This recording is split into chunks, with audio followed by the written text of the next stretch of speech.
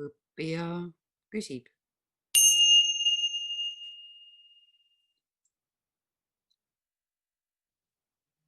Tere!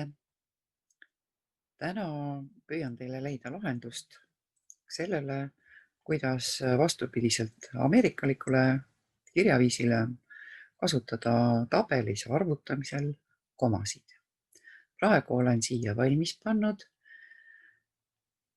arvud, millel on koma asemel punkt, sest muidu ei oska Google'i arvutustabel arvutada. Kontrollime.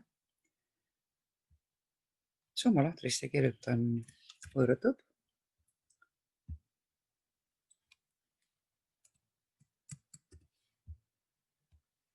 Nii, tehte. 1,1 ja 1,5 võrduvad tõesti 2,6. Nüüd, kui ma kirjutaksin selle numbri, nii nagu meie armastame, komaga. Ta ütleb, et ta ei saa aru. Aga on olemas võimalus, et me saame siiski kirjutada nii, nagu me oleme harjunud, ehk siis numbreid komadega eraldades. Selleks on vaja võtta fail ja arvutustabeli seaded. Nagu näete, on siin Ameerika Ühendriigid. Kui me selle asemele valime Soome, kuna nemad on ka nii harjunud. Eestit ei ole, ehk siis tuleb sellega nagu leppida. Otsime siit välja Soome.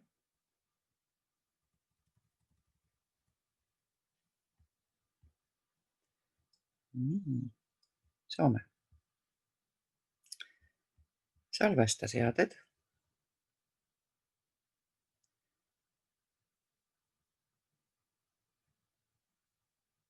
Tal läheb nüüd pisut aega.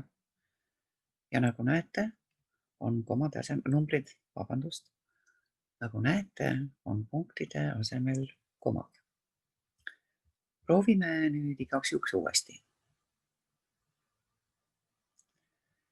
Saame hakata sisse kirjutama siis, kui kõik ikoonid või märgid siin muutuvad värvilisteks. No nii, ta on valmis.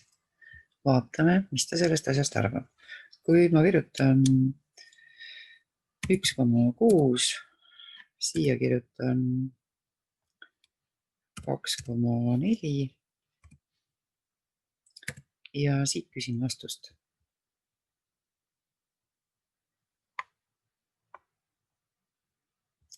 Ta sai aru.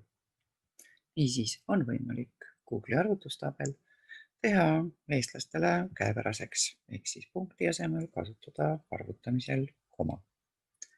Edu teile!